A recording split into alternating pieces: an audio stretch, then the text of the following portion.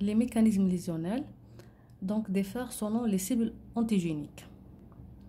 Si nous sommes donc devant des dépôts tissulaires de complexes émins circulants solubles, l'exemple de la maladie cérique, ou nous sommes devant la constitution de complexes émins in situ, c'est-à-dire le dépôt d'antigènes seul, puis la fixation d'anticorps. Donc, ça va être le dépôt de l'antigène dans le tissu, on va par voie sanguine ou les anticorps, et ils vont former donc des complexes émins in situ.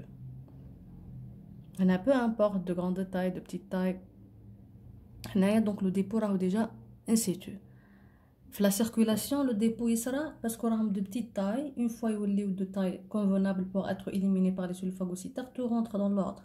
Mais c'est pas histoire de dépôt parce qu'ils sont grands de taille ou de petite taille. Le problème est que l'antigène il se dépose directement par voie in situ, yani subcutanée ou intradermique, et j'ai l'anticorps spécifique à cet antigène, mais la circulation, il va par la suite se lier à son antigène spécifique qui est déjà déposé à le tissu. Donc, c'est une constitution in situ de complexe émin. C'est l'exemple de la réaction d'Artus.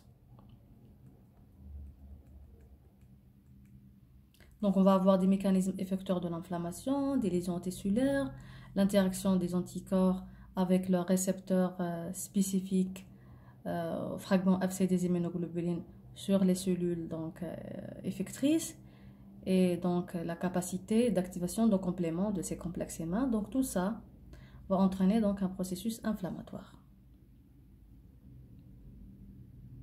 Les deux types,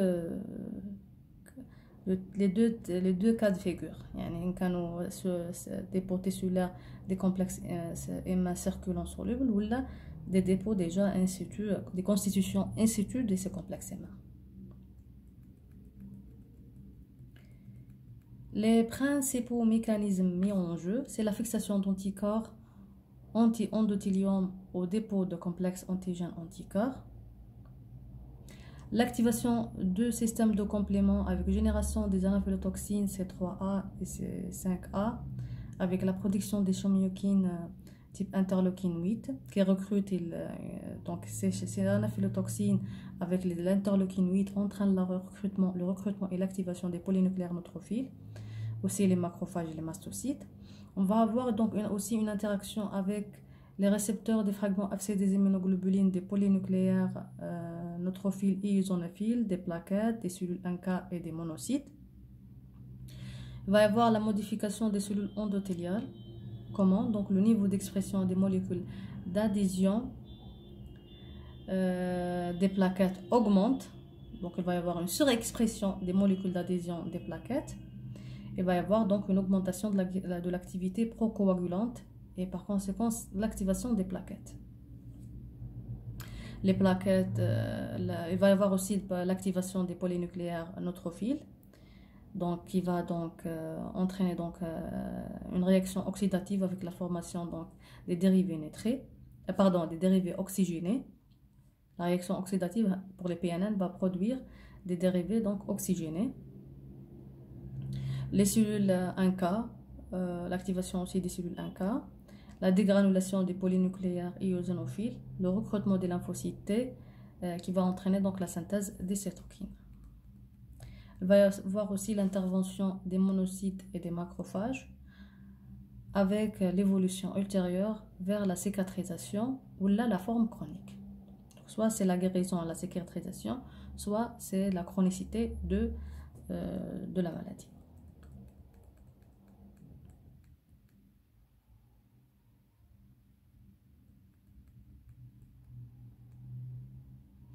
Ces mécanismes qui sont impliqués dans de nombreuses réactions amplificatrices de l'inflammation. La première des choses, c'est la fixation de compléments. Donc on détaille dans on va détailler donc chaque mécanisme à part. Donc la fixation de compléments, elle entraîne la libération des fragments CA3A et C5A qui sont les anaphylotoxines. Il va y avoir donc des basophiles et des mastocytes par ces anaphylotoxines une fois liées à leur récepteur, ce qui va entraîner donc leur dégranulation et par conséquent la libération d'amines vasoactives. tels que l'histamine. Il va y avoir aussi la libération des facteurs chimiotactiques. Il va y avoir aussi une action déjà chimiotactique directe de C5A sur les basophiles, les éosinophiles, neurophiles. Ça veut dire qu'on a deux chimiotactismes. On a les chimiotactismes, mais les facteurs chimiotactiques produits par les mastocytes et les basophiles, mais aussi donc l'action directe chimiotactique de le C5A qui est exercée sur les neutrophiles, basophiles et éosinophiles. Concernant l'interaction avec les basophiles et les plaquettes par leur fragment FC, c'est-à-dire par l'interaction avec les fragments FC, ça veut dire l'immunoglobulines, elle va donc les basophiles et les plaquettes vont interagir avec l'immunoglobulines des complexes M1, la partie d'immunoglobulines dans le complexe M1, donc par le biais de ce fragment FC, ils vont être activés et par conséquent la libération d'amines vasoactives et l'augmentation de la perméabilité endothéliale et par conséquence donc l'extravasation à long terme. L'activation macrophagique, donc il va y avoir la production et ou la libération des cytokines pro-inflammatoires type TNF-alpha et interleukine 1.